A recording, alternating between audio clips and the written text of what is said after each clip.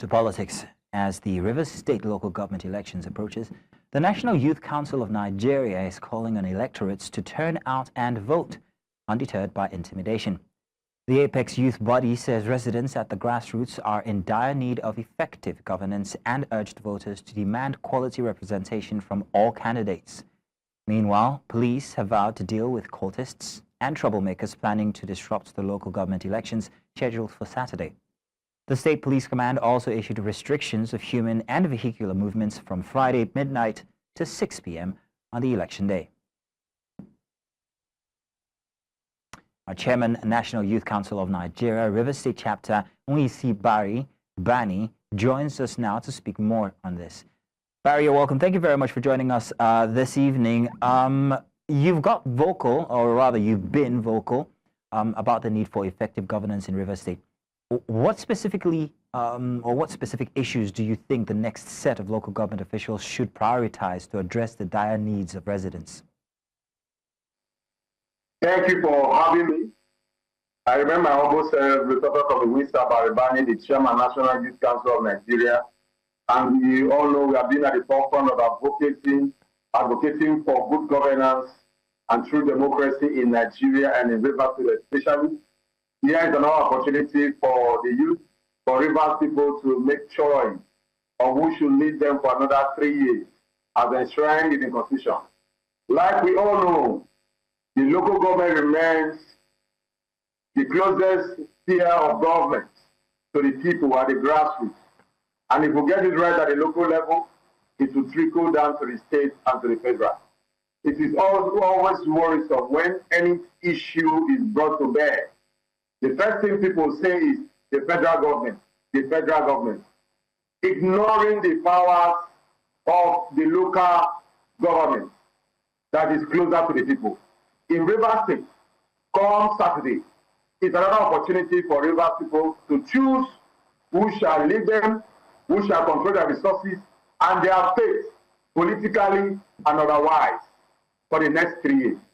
And we have come to say, the most and very silent thing that we need to, they need to focus on their emergence after August 30th is war, security, peace, and unity. As a state that has just gone through an initial period of 6 months of state of emergency, it means that a lot has gone through, a lot has happened in the state, and there will be need for orientation and reorientation of the people to adapt again, to live harmoniously, creating a fear-free environment for development to thrive. We would love people to come and invest in Rivers State, but if the local government do not create a crisis-free environment, how we investors want to bring in their billions of dollars, millions of dollars to invest in the state? The first primary call we are giving to them and charge we are giving to the local government and the executive that will be coming in is peace and security. Through orientation and reorientation of the youth, support for critical peace infrastructure in the state is one. Secondly, we expect that as a state that wants to talk in the Committee of States in the state and beyond, we will appreciate the local government chairman and local government leadership to focus more on issues that border on agriculture.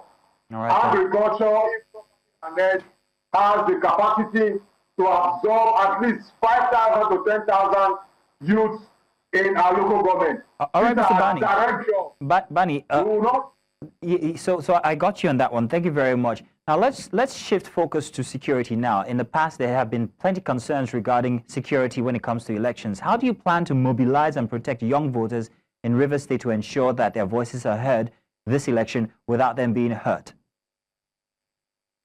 Truth be told, the leadership of the National Youth Council of Nigeria has been having town hall meetings from local government to local government. And today, we drew up our sensitization across the various local government with a statewide congress to discuss how youth will come out come Saturday without being found wanting. Will remain law abiding while they participate in their constitutional right of voting and to be voted for.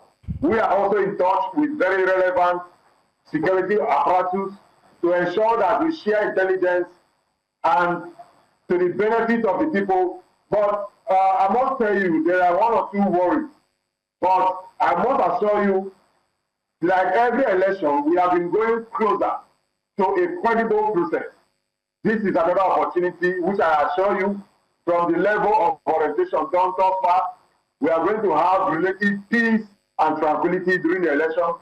The youth at the various local government are assured our leadership of participating, not just participating, but remaining law-abiding, playing according to the rules of the reset in this forthcoming election.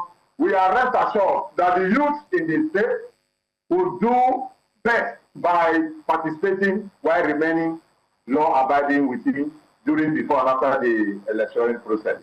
Okay, so Barney, you've talked repeatedly in the past about voters demanding quality representation. What advice do you want to give to voters on how to hold candidates accountable for their promises? Yes, we have heard in the past continuous campaign on voters' education, why they should get their voters. But in this current dispensation, our focus is not just about getting voters' cards. Our focus has also shifted dramatically to voters' apathy. There is no need getting the voters' card if you are not going to use it. While we encourage people to get their voters' card, we are also saying that all should come out in mass and vote. That is the only way to change governance. That is the only way to effect change. Nobody is coming to save us in Rivers State. It is our responsibility to come out in our numbers and hold stakeholders, government functionaries accountable to our resources, and you cannot hold them accountable if you are not participating, if you are not exercising your civic right by coming to vote.